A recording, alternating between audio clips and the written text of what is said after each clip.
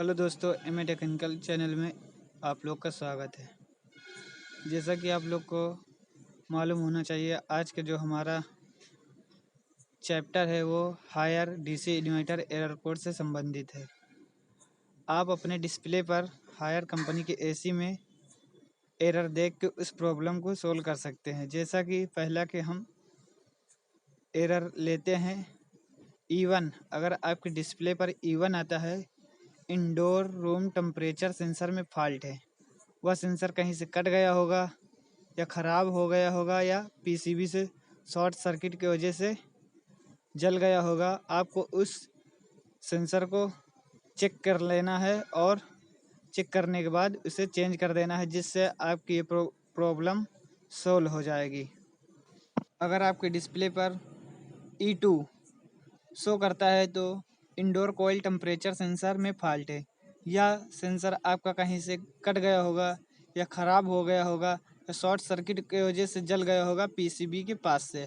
आपको इस सेंसर को अच्छी तरह से जांच कर लेना है, कहीं से कटा है या जला है आपको देखने के बाद। और साथ ही आपको रूम सेंसर भी चेक कर लेना है। कभी कभी इसके वजह से भी E2 आपका डिस्प्ले पर शो करता है। यह सेंसर आपको चेंज कर देना है, जिससे आपका यह एरर चला जाएगा। हमारा जो अगला एरर कोड आपके डिस्प्ले पर शो करता है E4 आपके डिस्प्ले पर जब शो करेगा, इंडोर पीसीबी में फॉल्ट है।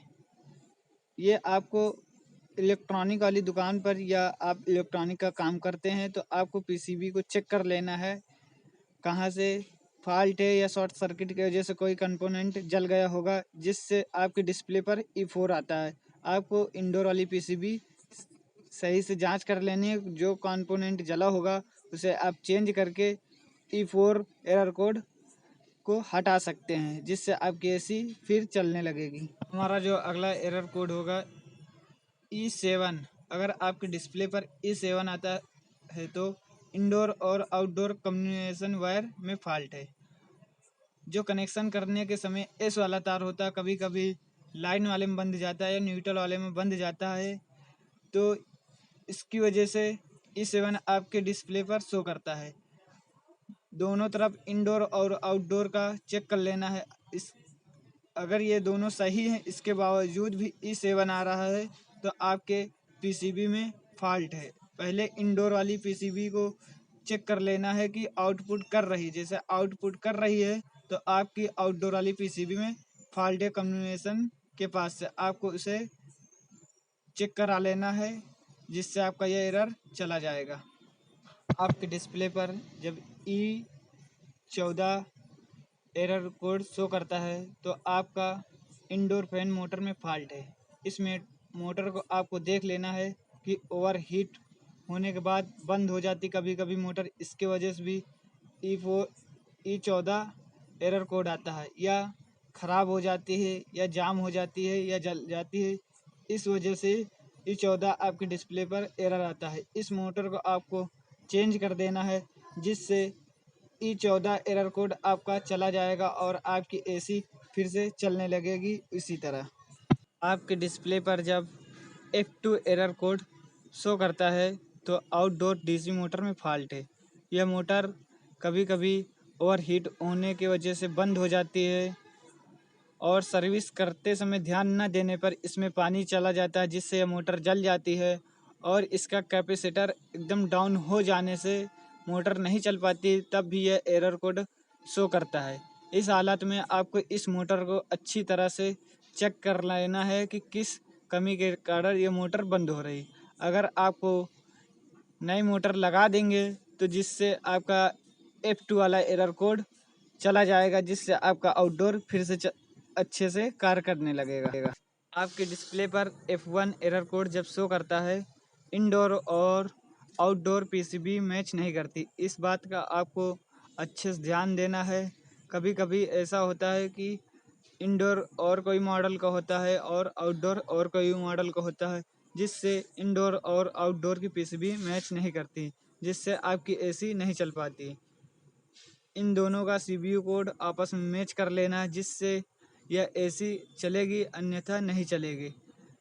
इस एरर कोड को दूर करने के लिए आपको दोनों पीसीबी सेम होनी चाहिए, जिससे आपका यह एरर कोड चला जाएगा। हमारा जो अगला एरर कोड आपके डिस्प्ले पर शो करता है F4, यह कंप्रेसर के पास जो डिस्चार्ज वाली लाइन निकलती है वहाँ पे यह सेंसर लगा होता है। कभी कभी कंप्रेसर हीट होने की वजह से यह सेंसर गल जाता है या कट जाता है या ख़राब हो जाता है। इस स्थिति में आपको इस सेंसर को चेंज कर देना है या कायदे से जांच करके फिर से आपको साफ करके लगा देना है, जिससे आपका यह एरर कोड चला जाएगा। आपके डिस्प्ले पर F6 एरर आता है तो आपको आउटडोर एम्बाइंट टेम्परेचर सेंसर में फॉल्ट है। आपको आउटडोर के पास से जो बाहर वाली गर्मी को अवशोषित करके फैन मोटर और पीसीबी को संकेत देती है कि किस हिसाब से कार्य करना है, उस सेंसर को एम्बाइंट सेंसर कहते हैं। वह सेंसर आपको चेक कर लेना है कि कहीं से कट गया होगा या ख़राब हो गया होगा। उस स्थिति में आपको इस सेंसर को चेंज कर देना है, जिससे आपका F6 वाला एरर कोड चला जाएगा। आपके डिस्प्ले पर जो अगला एरर कोड F10 आता है तो आपको उस कंडीशन में यूनिट को एसी सप्लाई नहीं मिलती है। आपके जो सिस्टम है उसको एसी सप्लाई नहीं मिलती है, जिससे आपके डिस्प्ले पर F10 का एरर कोड आता है। आपको एसी सप्लाई चेक कर लेनी है कि मिल रही कि नहीं मिल रही। मिल रही होगी तो आपको F10 का एरर कोड आपका चला जाएगा। आपके डिस्प्ले पर F7 का एरर आता है तो outdoor suction defrosting temperature sensor में फॉल्ट है। जो आपके सक्शन लाइन के पास जो सेंसर लगा होता है, यह सेंसर कहीं से कट गया होगा या ख़राब हो गया होगा या जल गया होगा शॉर्ट सर्किट की वजह से। उस सेंसर को आपको इस कंडीशन में चेंज करना पड़ेगा या आप सही कर सकते हैं तो उस सेंसर को सही करके फिर से लगा देंगे, जिससे आपका यह एरर कोड चला जाएगा। अगर आपको हमारी वीडियो अच्छी लगी हो तो लाइक करें और चैनल को सब्सक्राइब करें और बेल आइकन को प्रेस कर लें।